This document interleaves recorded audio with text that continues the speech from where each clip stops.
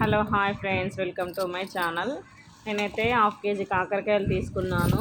ఇలా సన్నగా కట్ చేసుకోవాలండి. నేను చూపించిన విధంగా కట్ చేసుకొని టమాటా, పచ్చిమిర్చి, ఉల్లిగడ్డ అన్నీ కట్ చేసుకొని పక్కన పెట్టుకోవాలి.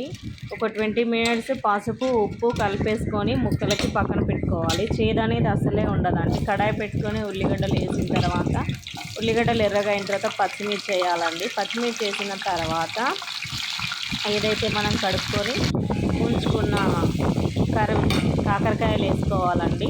ఆ కాకరకాయలు మగ్గిన తర్వాత వాటర్ లేకుండా చూసుకొని ఒక 20 మినిట్స్ ఆరనివ్వాలి. ఆరిన తర్వాత ఇలా వేసుకోవాలండి. నేను వేసుకున్న విధంగా మొత్తం కలుపుకొని మూత పెట్టుకోవాలండి.